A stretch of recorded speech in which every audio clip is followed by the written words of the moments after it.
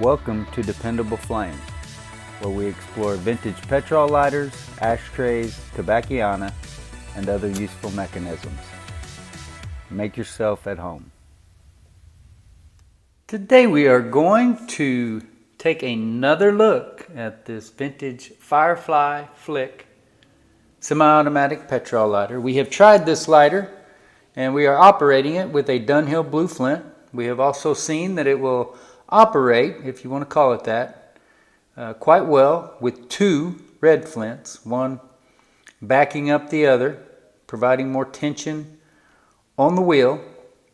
And now we are going to try a clipper flint.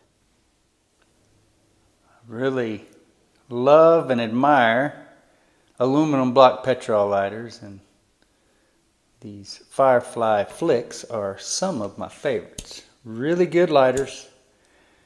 And this one has operated pretty well with the Dunhill blue flint, and we saw last time that it did pretty well when we put two of the red generic eBay flints that we received from our buddy Robert Hollingsworth.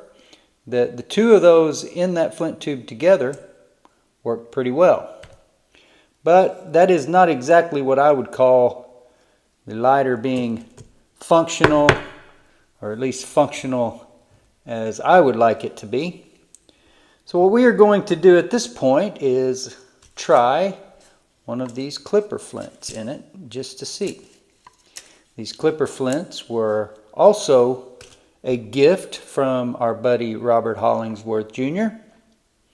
And I appreciate all of Robert's contributions to the channel.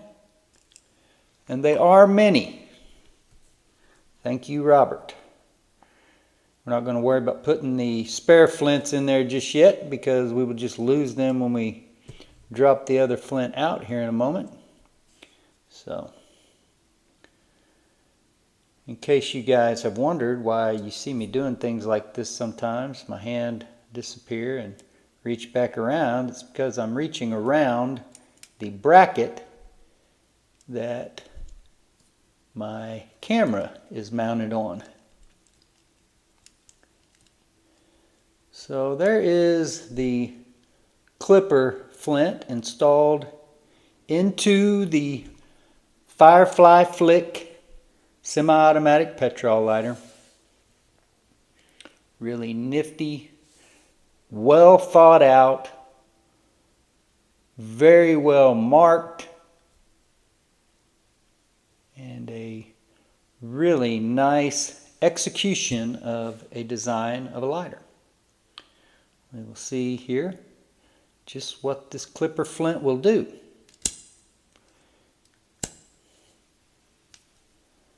Feel it grinding on the flint there.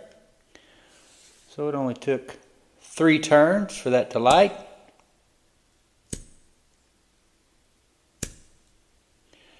Now, one thing that I will state as far as making these videos where we are attempting to demonstrate how well a certain lighter will ignite, that the more often it is actuated and the snuffer lifted, the more fumes you are going to have escape from the chimney area, and the less likelihood of it igniting. At least that's my own personal belief. Some of you may have different ideas. So we've struck it here, I don't know, probably 7-8 times. It lit once.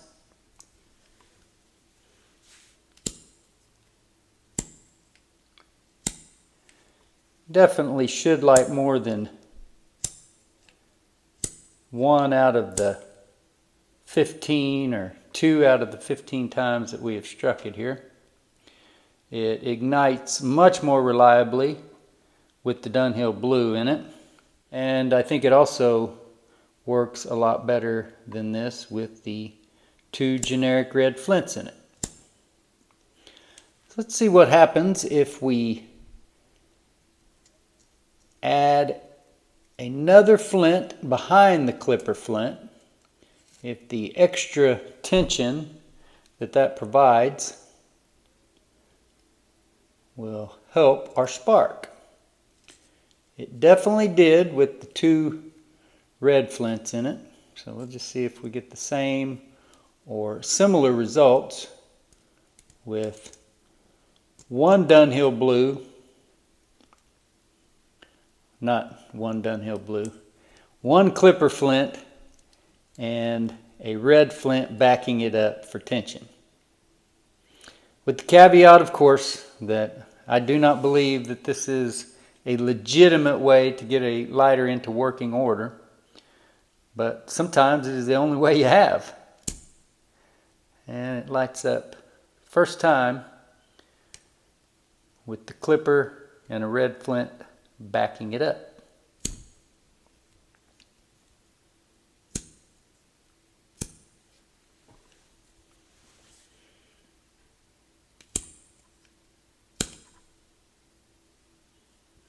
So sort of a mixed bag so far with the clipper and a red flint behind it. Lighting definitely more reliable than just 1 red flint or just the 1 clipper flint, but I would not say so far that it has been as reliable as a Dunhill blue, or probably even as reliable as the 2 red flints backing each other up. But it is definitely better than just a single flint installed in the tube that is not a Dunhill blue flint.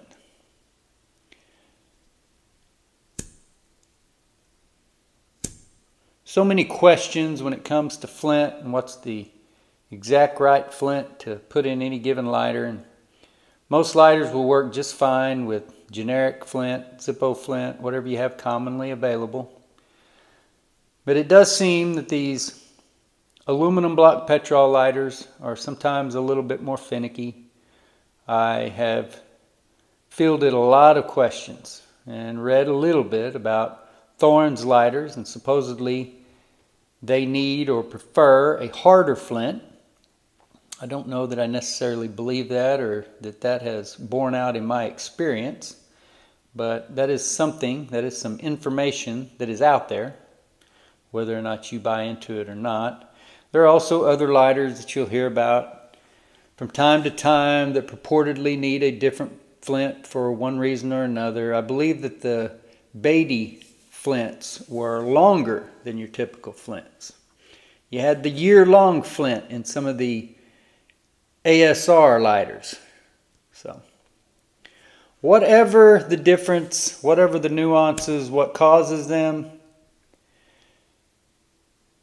we've identified several different conditions, 3 different conditions, or I guess actually about 4 different conditions here. The only single flint that seems to work properly is the old Dunhill blues.